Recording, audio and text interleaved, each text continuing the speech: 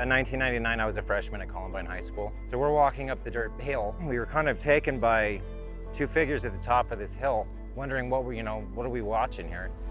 That's when they turned around and they started shooting at us.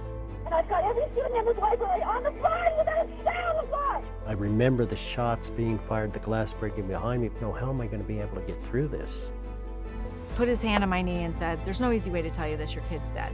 Believe they're shooting at the front glass. Something's going on.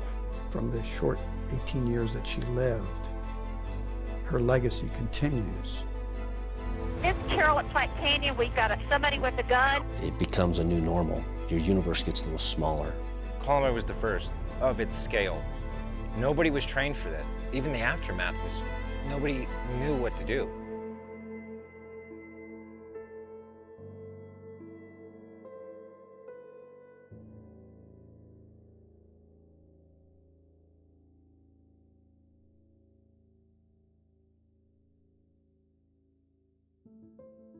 While school shootings are unspeakably traumatic, what transpires during the first 72 hours following an assault can be just as traumatic and have a profound impact on a survivor's recovery.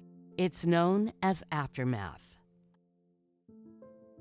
This crucial element of healing is often overlooked, both in the planning of and the response to school shootings across the U.S. It's time to get it right.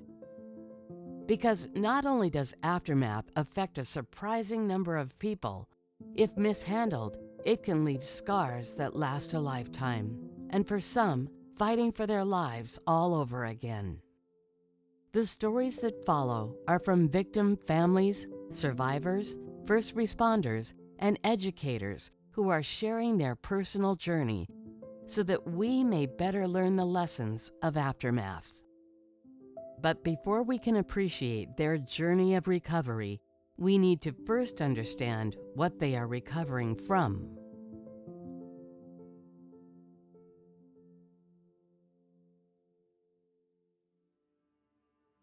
"15-year-old Sean Graves has been shot 6 times at Columbine High School, and he is one of the lucky ones. The bullet entered my spine, popped my vertebrae, and then shot out my hip. That bullet I felt. Immediately, I was on the ground, I was paralyzed, waist down. Unable to move, Sean hears the 2 gunmen approach. While he's walking over, I can hear his boots, and I start holding my breath. It could have been a minute and a half, it could have been 12 seconds. It felt like an eternity. And I'm just laying there trying to stay as calm as still as can be. As Sean lays bleeding to death, the gunmen enter the school to commit mass murder. There's 2 really critical times in the life cycle of an emergency. The first is the first 5 to 10 minutes of that emergency. That's the life safety factor. What you do in those 5 to 10 minutes is going to save lives. And help is coming, but not as quick as you think. The school is in a panic, and I'm in the library. I've got students down under the table, kids, heads under the table. I run out of my office and my worst nightmare becomes a reality because about 75 yards down the hallway, there's a gunman coming towards me. I remember the shots being fired, the glass breaking behind me, but we had a fire alarm system in there so loud, I could not carry on a conversation. We were trying to stay away from the door, and hearing the gunshots reverberate through the school, and just having that realization, those are gunshots in my school. And I start crying. We rake and break the window, go inside. We're looking for gunmen, unknown location, and we get to the library. And it's still very vivid in my mind. And the first thing that I remember was the taste of it. There's a lot of blood in the environment. There's like a metallic taste in the air.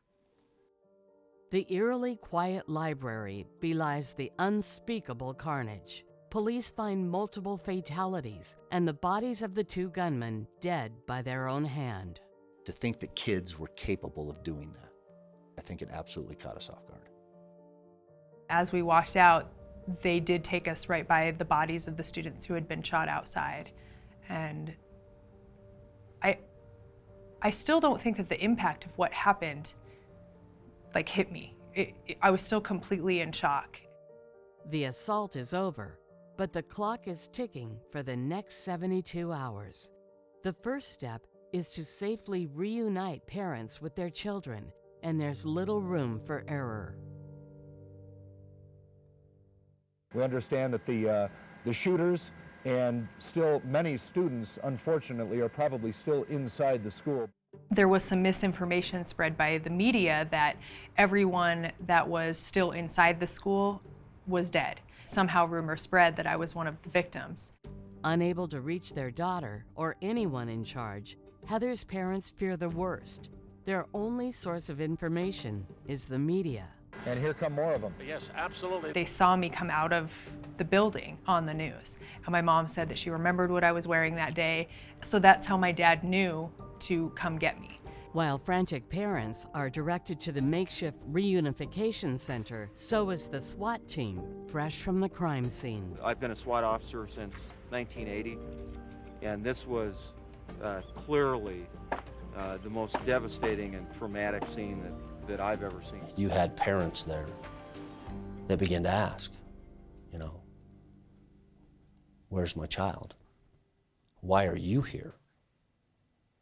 I mean, there was one individual that called us cowards because the kids had died in there, and yet here we are at the school. The whole reunification process it's difficult, and I think we failed at it at Columbine. One area that I have seen repeatedly that is done either improperly or wrong or a failure is the family reunification centers. It's something that a lot of, especially the police side, we're not trained on. And we're trained on responding, taking care of the situation, stopping the threat, getting victims medical help, and then we're done. But the reality is it doesn't stop there. Reunification is where recovery begins. You know, the first 24 hours are critical. I was being pulled in so many different directions, and I kept thinking, you know, how am I going to be able to get through this? Since the tragedy at Columbine, many communities working with law enforcement have strengthened school security and adopted programs on prevention. Yet, decades later, serious missteps are still common during the aftermath of a school shooting, including one at an elementary school clear across the country. That day at Sandy Hook, something that we never imagined, still really can't believe happened.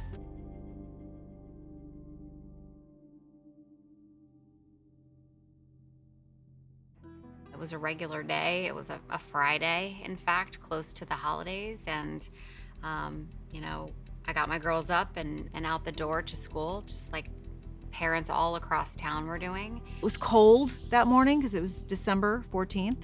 There was frost on the side of the car, and I say that because I turned around to give Jesse a hug, and he had written with his little fingernail on the side of my car, "I love you," and he'd drawn hearts in all the windows. Knowing that that was one of life's moments, I ran into the house, got my phone, took a couple pictures, and then sent him off. Newtown 911, what's the location of the emergency? Sandy Hook School. I think there's somebody shooting in here. Sandy Hook School.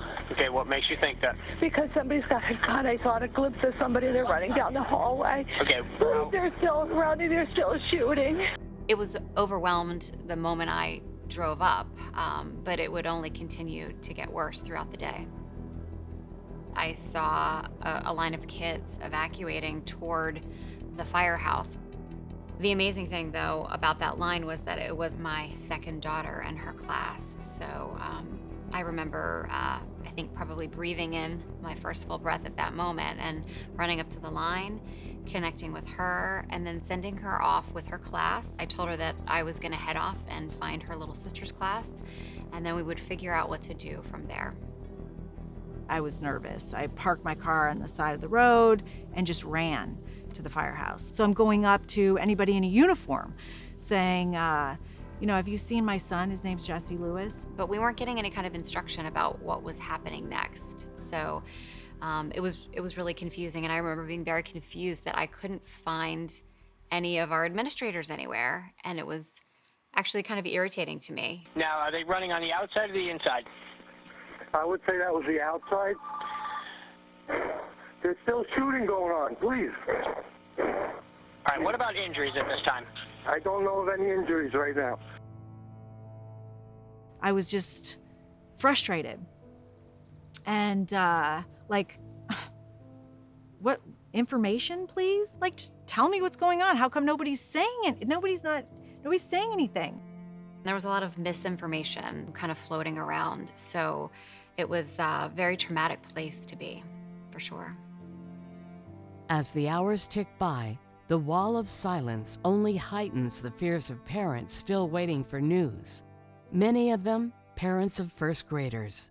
It was beginning to be a smaller group, and a very upset group, a very traumatized group. There was so much chaos. There were people yelling and upset and crying. Reunification is where parents and students see each other again and families come together. There's a right way to manage crisis. There's a right way to manage recovery. And you do it with kindness and fidelity. You do it with respect for your kids and your staff and your community. The Reunification Center is also where parents may learn their child did not survive. Sometime around 1:30 when I got the first piece of real information, and that was that 20 kids had been killed and 6 adults alongside them. And I was not prepared for that. I had no understanding or expectation that even one person had been killed. So to get that information was, it was devastating.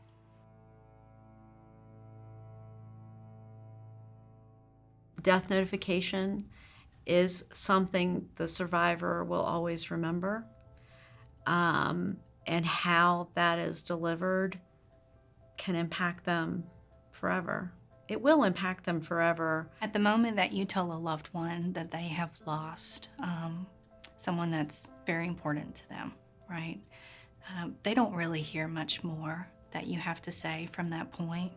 So we want to make sure that that is done in a way that is sensitive and is trauma-informed. And parents need to be told before it hits social media. Finally, there was a guy, gray hair, I can't remember his name, but I'll never forget him.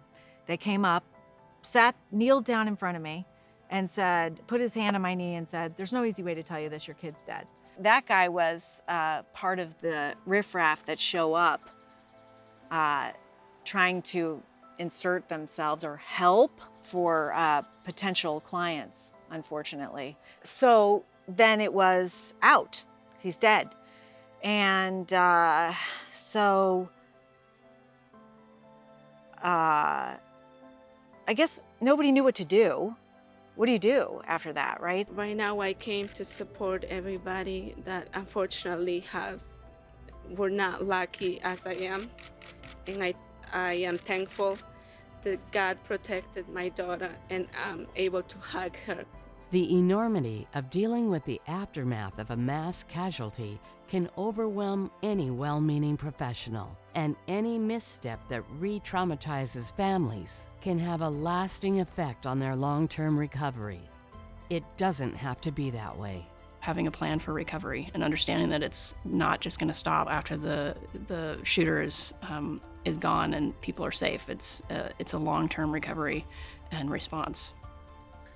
What people are experiencing post-violent event is just as important to focus on and plan for as preventing it. Schools do such an amazing job today around the country of working with law enforcement and trying to build their active shooter programs, and they're willing to engage and talk about it, but they're scared to death of the reunification process, and they don't want to drill it, they don't want to plan for it. It's just scary, it's different, and they know it's different. So many don't have a plan, and that's one of the single biggest failures we see today, all these years later.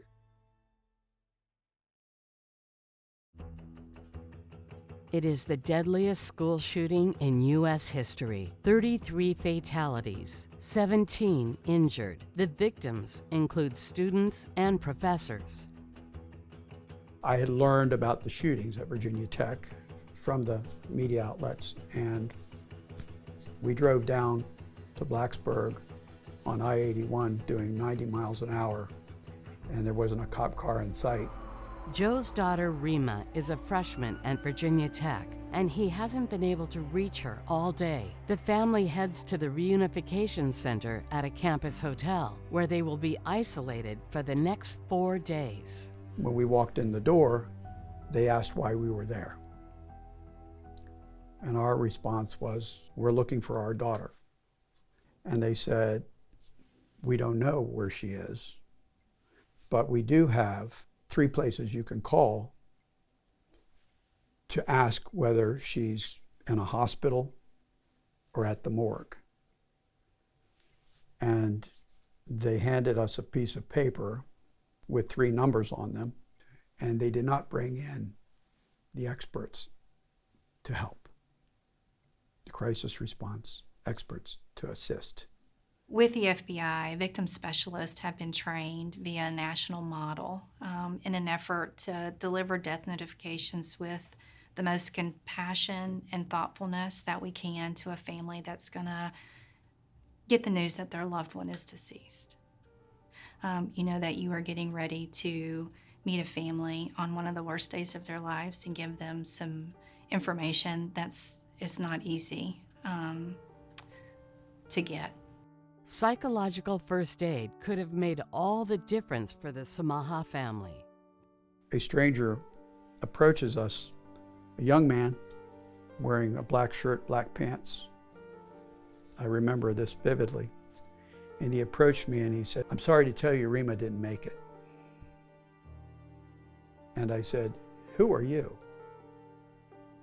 Because I was taken aback by this person approaching me, giving me death notification of my daughter, and total stranger. Well, my wife and daughter collapsed in grief. What you offer them is to be a support to them right there, to let them know that you're not going to leave until someone else can stay with them. You're not ever going to leave someone alone.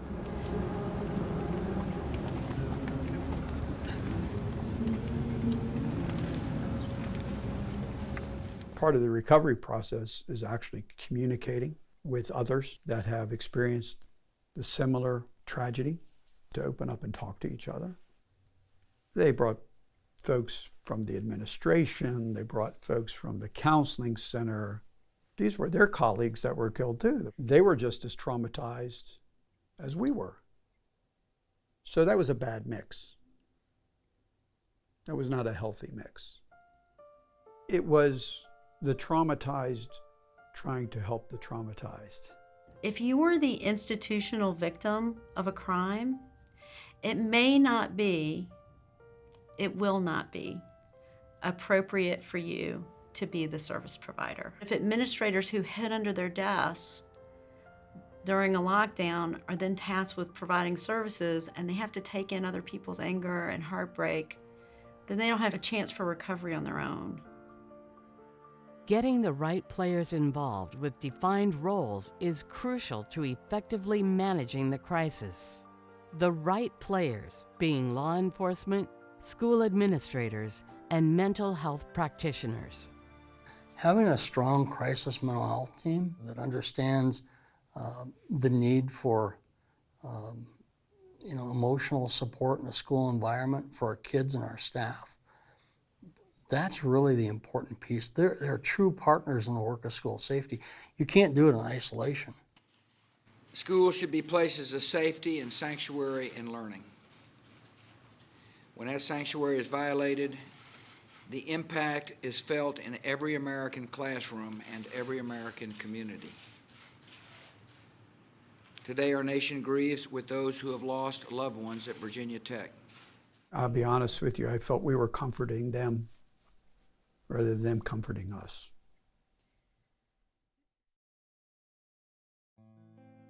As the survivors and victim families slowly come to terms with what transpired, the road to recovery during those first 72 hours will reverberate throughout their lives. I remember even that day just wanting everybody to leave me alone. They had no idea what I had just been through, and We were watching it on the news. I got really angry at Bill Clinton for addressing the nation. We must do more to reach out to our children and teach them to express their anger and to resolve their conflicts with words, not weapons.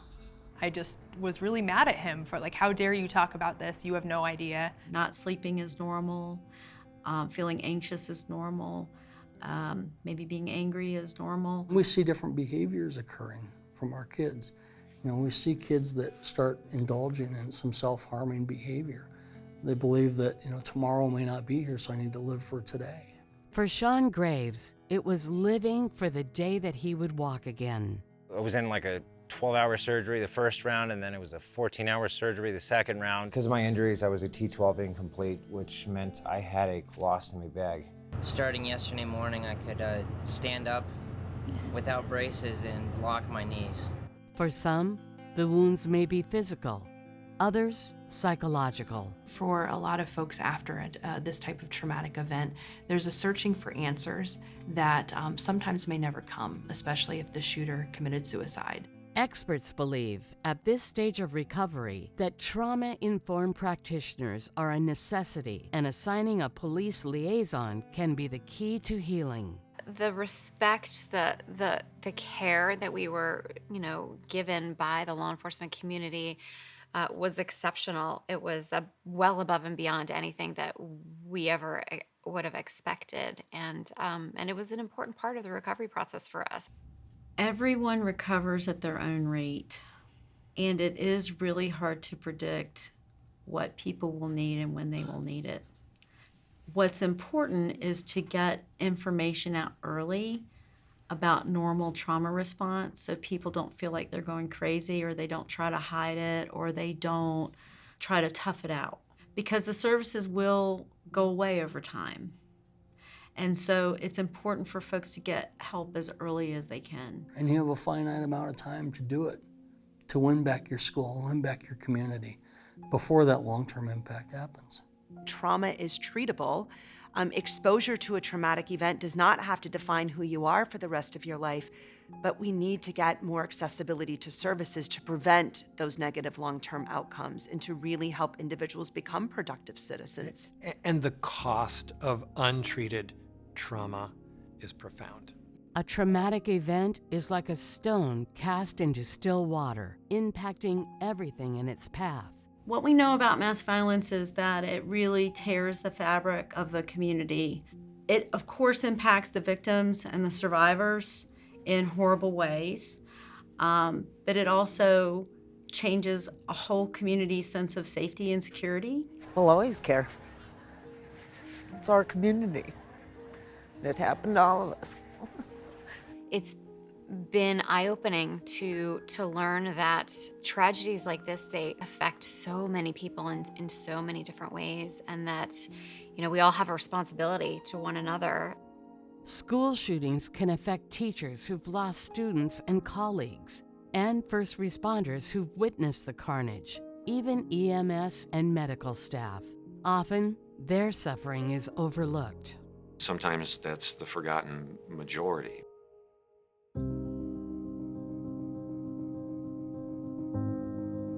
We've got somebody with a gun. It's a stranger walked in the room with a gun, not a student. A lone gunman enters Platte Canyon High School and takes 7 girls hostage in a classroom. One of them is 16-year-old Emily Keys. Over the course of the afternoon, the perpetrator there stopped talking to negotiators, and really it was Emily doing a lot of the talking in the classroom to the SWAT team negotiators. While she was held hostage, she sent a text message, "I love you guys." And that was the last text message we got from Emily. I can tell you that when we lost Emily at Platte Canyon High School, every student in that school was impacted by that. Every parent of every student is impacted. Siblings are impacted. The communities are impacted by these events. They're life-changing experiences. Some may feel immense grief. Others may feel guilt for surviving when their friends or their students didn't. And it happened on my watch, and I have that guilt, and it's taken its toll. And I feel when people reach out to me that I have to help them, and I don't know if that'll help get rid of this guilt feeling. For the most part, recovery is the norm in most cases when the right supports are provided. You cannot have a one-size-fits-all approach to crisis intervention. This is where multiple doors of service in a community are really important. You really have to provide them the resources and allow them the opportunity to talk and validate their fears, but also show them that there is a path towards recovery. That you're not alone in your grief. That our world too has been torn apart. That all across this land of ours, we have wept with you. We've pulled our children tight. Newtown, you are not alone. As a community, you go down the road of trying to support one another and to rebuild and to come together to hopefully try to find some kind of light at the end of the tunnel. But it's hard. A traumatic event such as a school shooting can alter the course of your life in seconds. It's impacted everything, every second, every minute, every hour, every day. Everything's changed. Our lives were instantly changed. A lot of the activity that our family engaged in was around Josephine and her needs. She was the baby in our family. She was a special needs child. When does it get back to normal? It does not. You have to redefine what normal is. It becomes a new normal. Your universe gets a little smaller. Your perspective becomes definitely different. I used to be the only guy in the country that's been in 3 school shootings. That's not the case anymore. I didn't want the new normal. I wanted to go back. But committing to the new normal and committing to forging a way forward together was a big part of finding our way through recovery. You can't get back to normal when you got ghosts in your head. People realize, I'll never be the same as I was before this event, but there is a new normal, and it can be just as good or better than before. It's a journey. It's a lifetime journey. You learn to live again and breathe again and laugh again. You learn to trust again.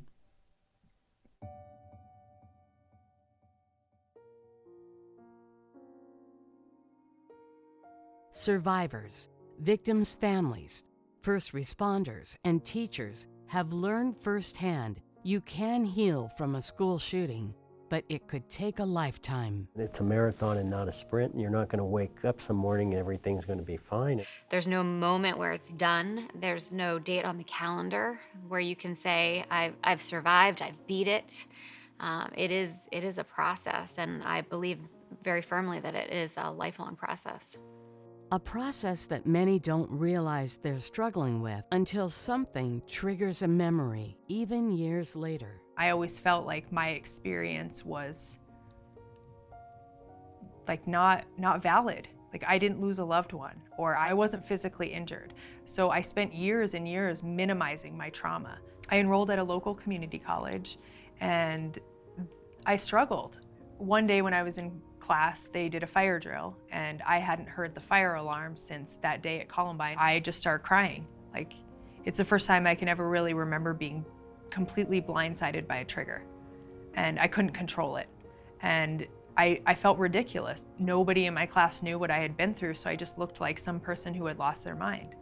We know that young people experience the traumatic events differently than adults, and it's very important that we respond to their needs, whether it's the types of services that we provide in a trauma-informed response. I couldn't believe that a year later I was still feeling the effects of trauma. I eventually dropped out of college and started working in the restaurant business. Traumatic stress is a serious health problem. It's not just a mental health problem, it's a serious health problem. Persons with more significant trauma histories in their childhood lose not just years, but decades of life. Untreated post-traumatic stress disorder can lead to lifelong problems with alcohol or drugs. A lot of folks who go down the rabbit hole never give themselves permission to heal. They blame themselves, so they actually become a victim rather than a survivor. So permission is so powerful that resonates with resiliency. Resilient people give themselves permission to do whatever it takes to get back up and running. Feel more free, pretty much.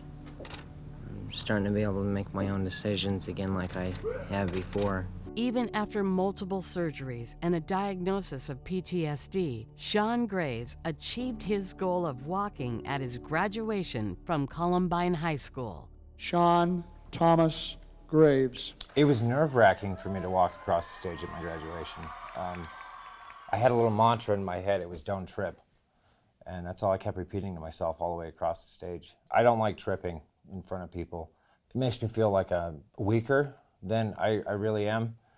When doctors have told him, no, you can't do that, and his outlook is, watch me.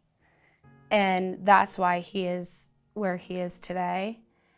And that mindset can be so big on your recovery and mentally and physically. Resiliency also helped Principal DeAngelis lead Columbine High School for 15 more years. Resiliency helped Scarlett Lewis paint a memorial to her son and hang it on the outside of her barn for all to see. Sergeant DeAndrea and his SWAT team had a rough first year after Columbine, but he wasn't about to quit. The individuals that caused this pain and, tried to devastate our community and killed kids, they've won if I choose to walk away. If I choose to let my heart be hardened to a point where this is just a job, there's no humanity left, right, then they've won. So that's part of what helps me drive forward, is because I'm not going to let them win. Well, we evolve. Stop the killing, stop the dying, start the healing. And absolutely we need to start the healing, which needs to take place the second that these things begin. Outside of professional help, the best healing can come by something as simple as being with those who share the same experience. Knowing that I wasn't the only one who was struggling was a gift. It was a gift to my recovery. Heather didn't begin her recovery until she met up with other survivors at the 10-year anniversary of Columbine. The 10-year really changed the trajectory of my healing. I re-enrolled in college. I got my bachelor's in English. It was really an uphill climb for me from that point on. No two survivors are the same. No two journeys are the same. No path is the same. But finding others that are walking a path, it's incredibly meaningful. I had my friends that we all experienced something horrific together, and it was because of that we were able to heal, but it was with each other.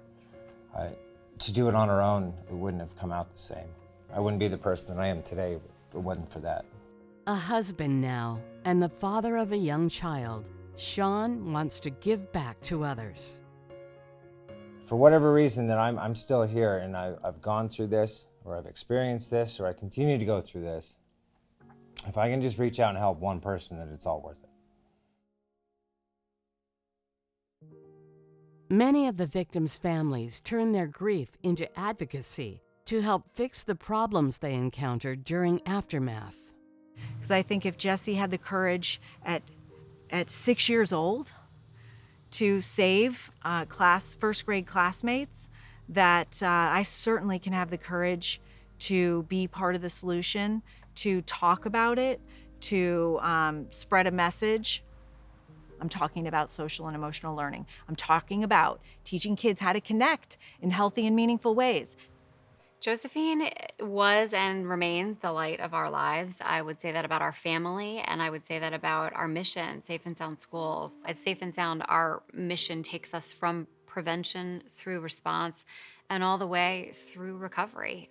Others focus solely on improving the experience at reunification centers, where their world first came crashing down. In the aftermath of losing Emily, grief is certainly an aspect, and sometimes it feels like the waves of that don't stop. It was 2012 when we introduced the standard reunification method. How do we bring students and parents back together with accountability and maybe even occasionally some psychological first aid needs? You know, and thinking about what Emily would think about what we're doing now, part of me thinks she would just laugh. She was a fireball. You're doing what? But I look at it, and Emily actually gave us a voice. And from the classroom, she told us what to say. I love you guys.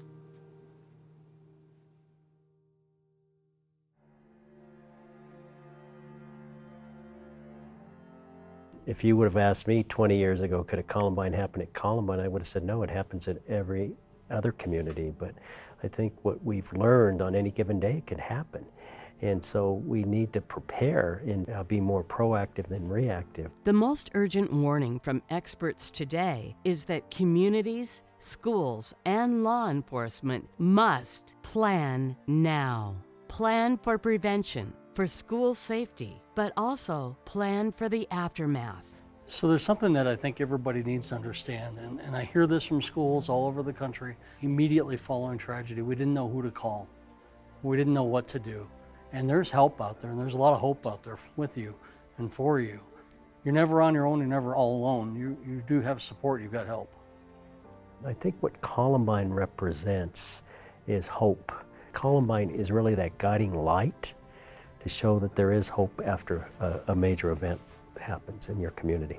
Out of the aftermath of each school shooting, new protocols emerge to help educators, communities, and law enforcement better manage the crisis, the recovery, and the prevention. PREPARE is an acronym.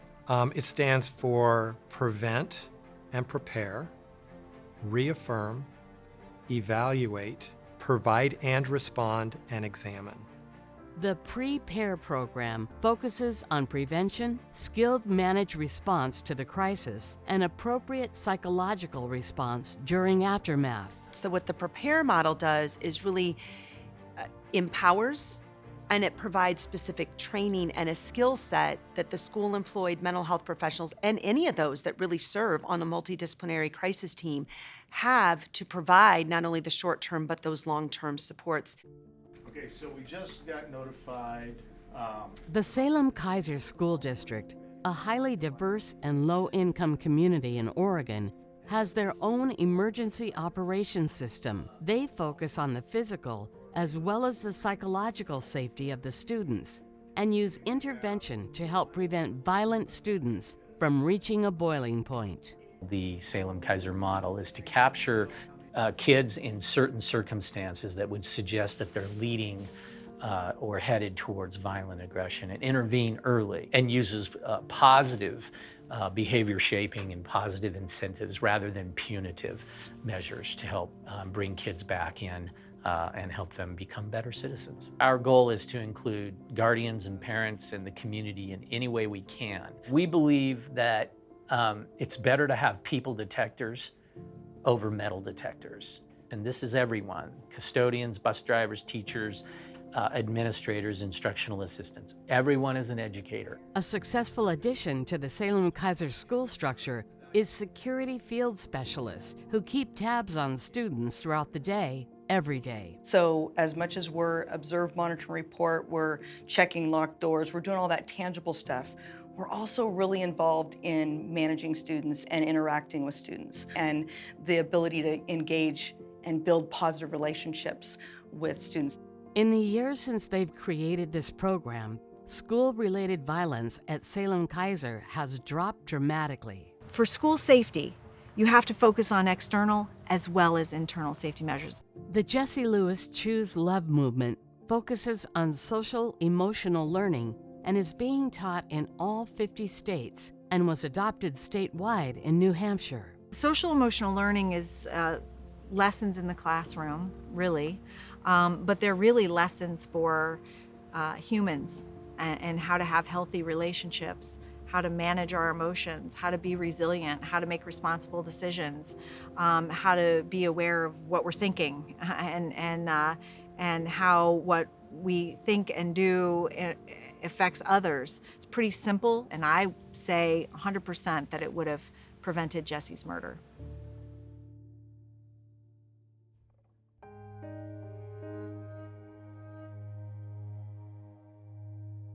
The Department of Justice Office for Victims of Crime provides free resources to school systems, law enforcement, or a community before, during, and after an incident. Copy. Every day, in every community, a victim is falling through the cracks in our systems. They are. So if we actually fill the cracks before the incident, then our communities are going to recover better. To create a little safety net for people after mass violence. When we come in responding to mass casualty, we're often referred to it as kind of the cavalry with the mass amount of resource that we bring into a mass casualty. The FBI's victim specialists are trained to assist any community during the aftermath of a school shooting and can even take the lead in setting up reunification centers, family assistance centers, even resiliency centers. We have financial resources that can assist alleviating some of the stressors of getting family members in or providing additional support. And we can also assist with providing support in death notifications. In addition, there are 8,000 nonprofits in this country dedicated to curbing school violence, including crisis planning and preparing for aftermath. We encourage you to explore which might fit best with your rural or city school community. There's no such thing as a perfect response. And what we want to be really deliberate about doing is examining the effectiveness of what we have done and also what we could do as we move forward to prevent future similar crises. Columbine was our failure to understand a changing world. 20 years later, though, we're still seeing the same failures in school district responses all over this country. And we've had 20 years of learning. So our kids deserve a lot better than that. Our communities deserve a lot better than that. We better be willing to start engaging because this threat that we're facing, school violence, is not going away. If we don't plan today, then we may end up joining the club of those left behind to grieve. So Frank D'Angelo's principal of Columbine High School in 2006 said something that at the time just irritated me. He said, "Welcome to the club you never wanted to belong to." I'm still sometimes irritated that I'm in that club, but it was insightful. There is something about people who've had some shared experience in this arena that makes us family. Even a member of the SWAT team who tried to save a young girl's life. Emily Key's mother and father, Ellen and John Michael, have become family for me. And it is a beautiful thing that has come out of a tragic thing. And yet I still feel like I'm eternally in their debt because we lost their daughter. You are never going to be the same person that you were before the shooting. How can you be? You know, the changes that I've made in myself, I'm very proud of it. I'm very proud of who I am today, and a lot of that is because of all that I went through in the aftermath of the shooting.